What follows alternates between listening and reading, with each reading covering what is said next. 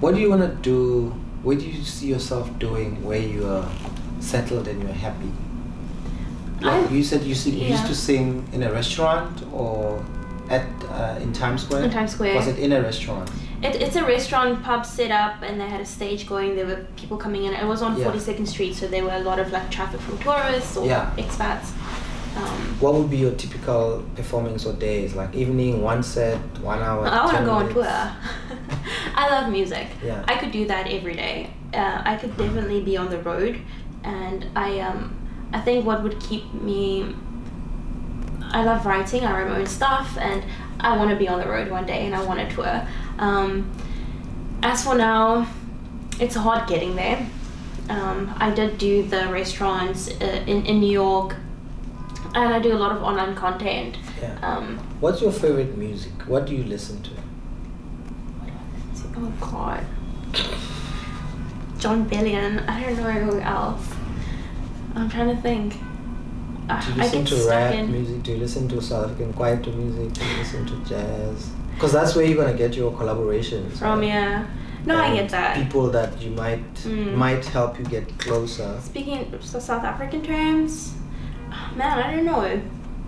I don't have a preference, and are there artists you'd like to collaborate with? South African artists? Any artist that you'd like to collaborate with? Yeah, but I mean, there's more like New York based. Yeah. People like John Bellion or your Lana Del Rey's or it's definitely. I think that I fit in well with New York because I'm more of an acoustic, lyrical. Do you know Jesse Reyes? I don't. Okay. So, have you tried to get in touch with some of these people? I haven't, no. But they're in New York, right? They are. They're on social media. Yeah. And I know. You mustn't feel guilty about not liking social media. Yeah. But using it to get what you want. As a tool, definitely. As a tool, basically. Because that's what it's supposed to be. So you don't have to love a BMW, but you can still get in a Corolla and go to your gig, right? Or get in an Uber. It's still a car. Yeah. You don't have to be in love with it. Mm-hmm. So you can't let social media and what it is get to you and forget what it is actually capable of doing, just like phones, Mm-hmm. That I don't, believe it or not, I hate my phones. Yeah. Because I'm tired of talking on the phone. It's hard when I'm at home and my kids are trying to talk to me and I'm on the phone. My wife hates it when I'm at home and I'm on the phone. Yeah. Right? So I try and put them down and but I still understand I need to use them to some extent. So I need to make them work for me, not let them run or control me. Your life. Yeah. And I think that's something that you only realize once you're very deep into it already, and then you have to make that change. And I appreciate what you're saying, definitely.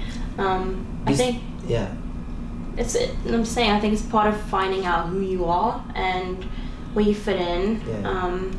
But yeah, I think with music. Do you go to Central Park a lot? Do I look like I go to Central Park? What is that question? I'm trying to find a place where you probably go and it's quiet and you're by yourself. Maybe you're writing music or maybe you're just playing. I like Central Park and I've actually busked there and I made like $50 in like an hour. It was pretty cool. That's a lot of money. It's a lot of money. But so I like. And what made you stop? Because what made you not winter. go? Oh. I guess New York winter will do being that. outdoor busking. No, I was very happy because what happened was I was playing a regular gig in Times Square every week. Every Thursday I was playing in Times Square, and they had an employee, and it sounds like they shut down, and he's got a few sexual assault cases against him, including one that I had to make. So that was a big downer. And then I thought, okay, let me go busking. Let me do something completely different. Really like that. I did it in the subways also a few times. And yeah, then it was winter and it got cold. Did you record any of this by any chance? Yeah, everything's on Facebook and Okay. Instagram, very much, yeah. I put stuff on social media and then I just don't reply to everybody commenting. So that's the mistakes I'm learning, Yeah. I'm making, right? I reply to everyone, but if I go to my Facebook now, I'm gonna find people wishing me happy birthday in April. Right? Then I'm like, thank you. So I still go back and like, thanks everyone, thank you, individually. But I should try. I mean, I can't do it daily, but I do all my social media, whatever. You know, I run my accounts, I reply to everyone. I just need to try and do it as often as possible or as soon as I can. So, because again, with what you're trying to get, you don't know where it's gonna come from, right? It's not coming from a set place. And in another town, we would have said, cut! But you can go fire truck, aeroplane, but in New York, this can go on the whole interview. I don't even hear it anymore. Yeah. So where do you live in New York? I live downtown, Battery Park City. By yourself, or you said you have a family? I live with a family who sponsors my visa, Yeah. So that is a great way to experience New York. And things are better in terms of family and living with them. Yes. Yeah. Did you have brothers or sisters in South Africa? I do, yeah. I've got 2 older siblings in South Africa and another sibling in Uganda. Really? Yeah. What's her name? Savata. It is not that interesting, but I must. But don't you think, as South Africans, I don't know, for me, I feel like now that I've been out of the country and in New York, I think that I wish that I traveled more in Africa, because I speak to Europeans in particular, and they're like, oh yeah, I've been to like 14 African countries, and how many have you been to? And I was like, wait, what? Yeah. You know, and you feel kind of like... I feel terrible about it. I always say Kenya is my favorite country that I've never been to. So Kenya, Tanzania, Uganda, I haven't been. I've been to Zambia, I've been to Botswana, Swaziland, Lesotho. I've been to Ghana. I mean, I've been to Nigeria and the DRC. Alright. I haven't been to Ghana yet. But I feel horrible about the fact that I've never been to East Africa. And I'm always planning to go. Yeah, I think we should make a priority as Oh yeah, definitely. For me personally, I wish South Africans just traveled. At this stage, I don't even care where they go anymore. I don't care if they go to Lesotho or Botswana. But I hope and I wish South Africans could just travel and get out of where they come from and all the circumstances and that they believe is keeping them where they are or keeping them down, you know?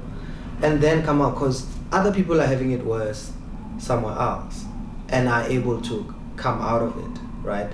But most of us are just in this is it for me, you know? This happened to me. And I'm not saying I'm perfect or it's easy, but it helps if you kind of go out there and see that other people are somehow putting it together and being creative. And how do you see this year going, or the rest of the year going for you? You know what, I feel that I didn't plan anything after the Anthem. I was like, when I knew I had the gig, I knew it for 6 weeks, so that was like all I focused on.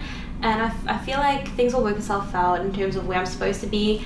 I feel that I'm writing a lot. Music, but more so, I was blogging, but it turned into more of sort of writing books. Yeah. So I think that might be a big career change for me.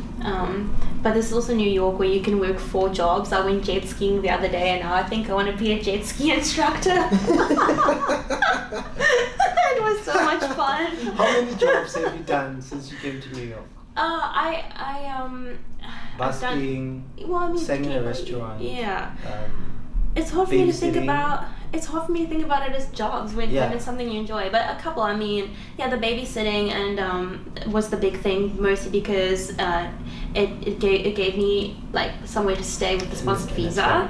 But then in terms of music, the busking is very cool to make money. And then I do a podcast where I interview people, and this podcast airs back in South Africa, on the radio. Yeah, it's your podcast, right? So once it's been on radio, surely you can put it out. Yes, that's it. Yeah. Okay.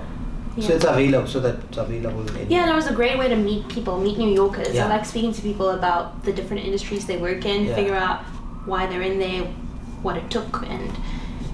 Your music is on SoundCloud. SoundCloud and iTunes and all that. Yeah. So make some of it available for people that are making content. We use music from SoundCloud a lot in a lot of our content or videos. There's people that put it up and it's for that purpose, you know. So there's a process you follow, you get all the permissions, and obviously it kind of gets out there, or I don't even know if you're able to make some money from it.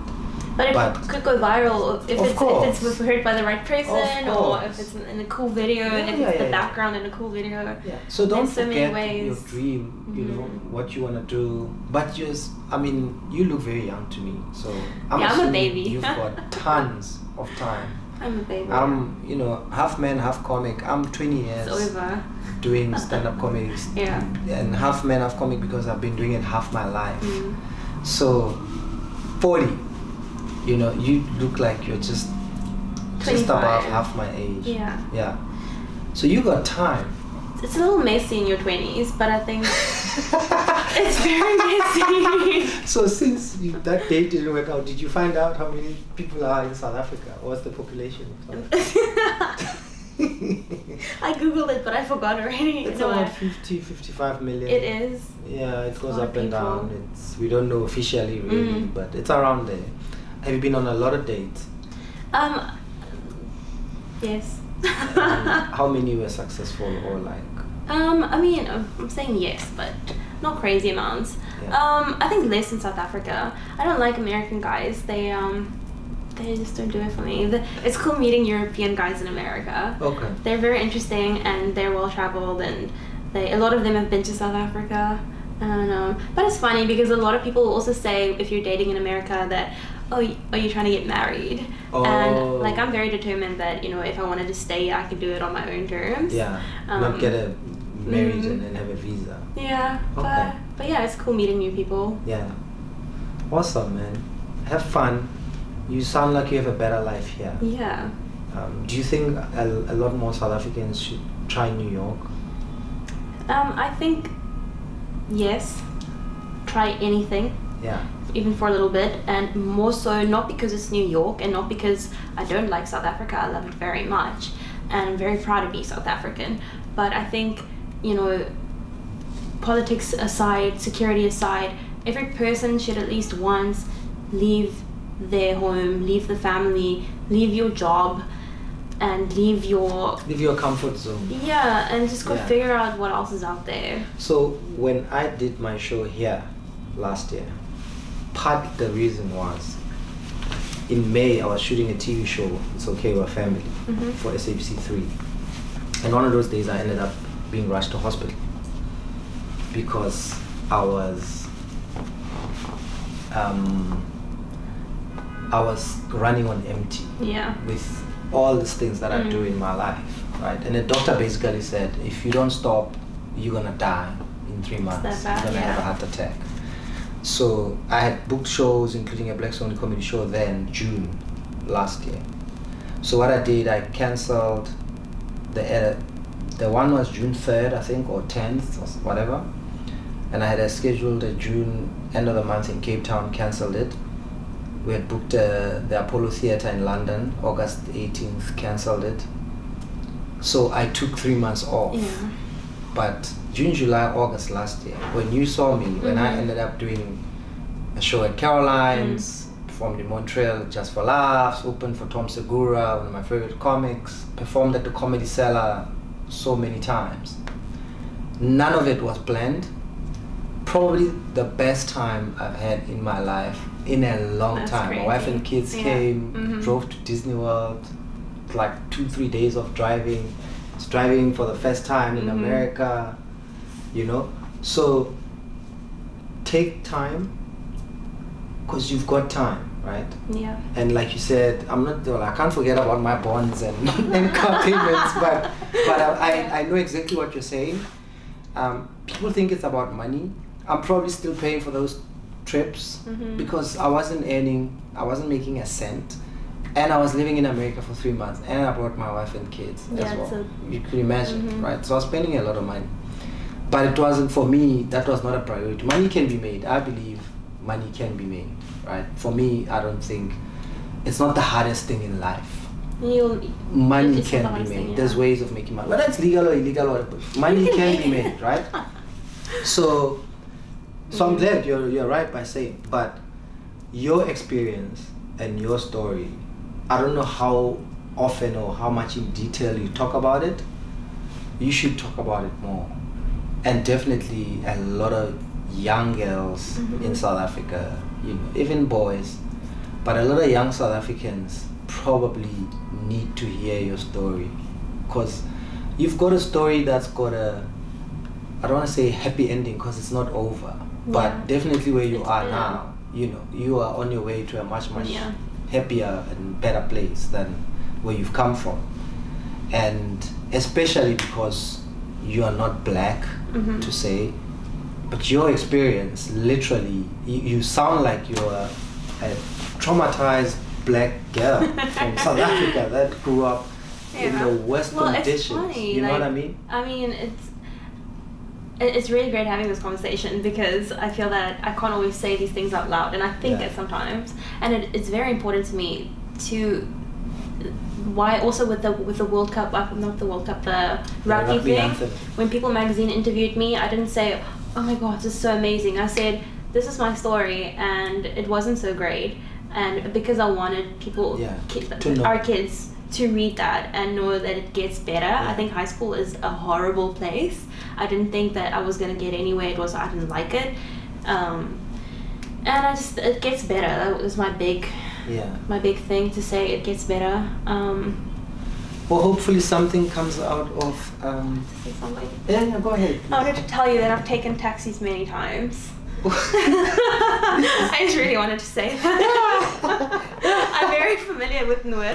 Oh my and God. MTN. Really? Yeah, I when I was interning, I was doing a restaurant job as a waitress and interning as a radio producer. Yeah. And I had to fund my own travel for 6 months getting to the radio station because it was unpaid.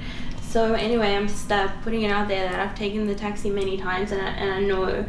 So you weren't being dropped off, you weren't taking meter taxis? No, I wasn't Ubering around, and my mom wasn't dropping me off.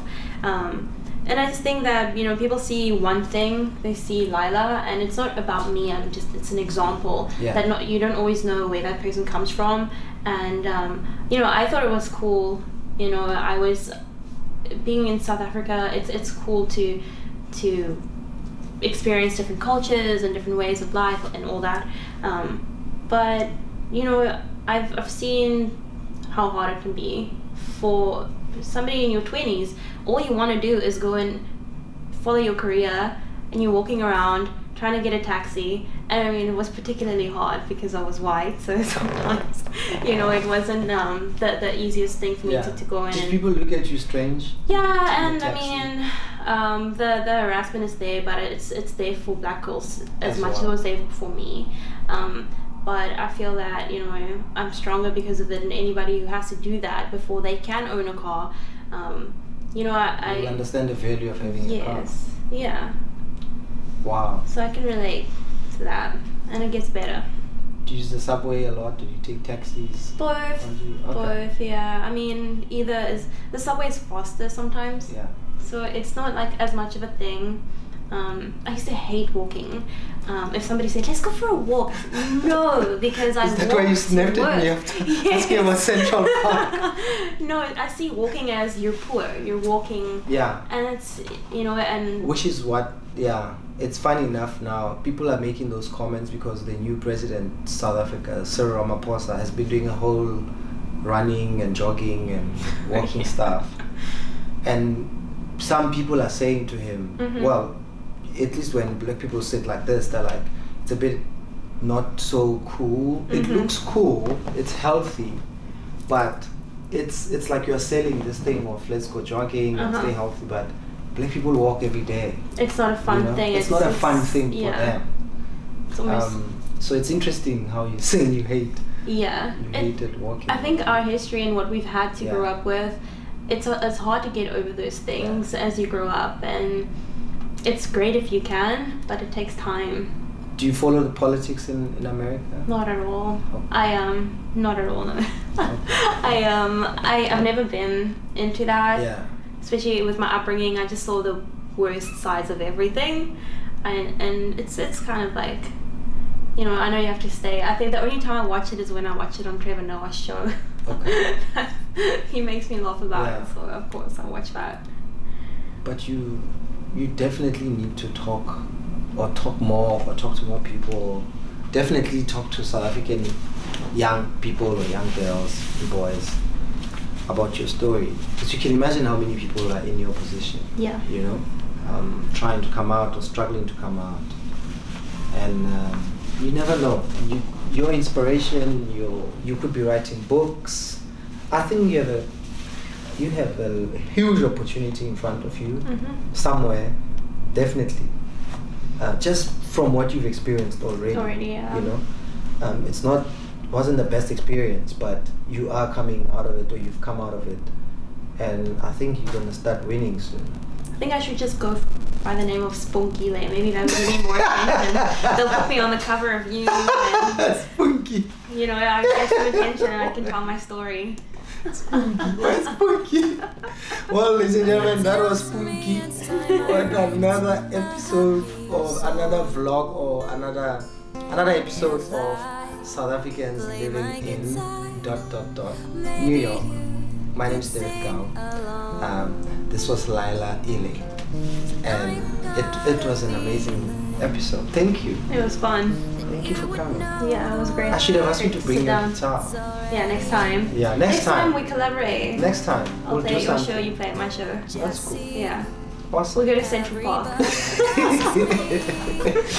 The hell I'm heading, I don't have the answer. Would you mind if I walked in your direction?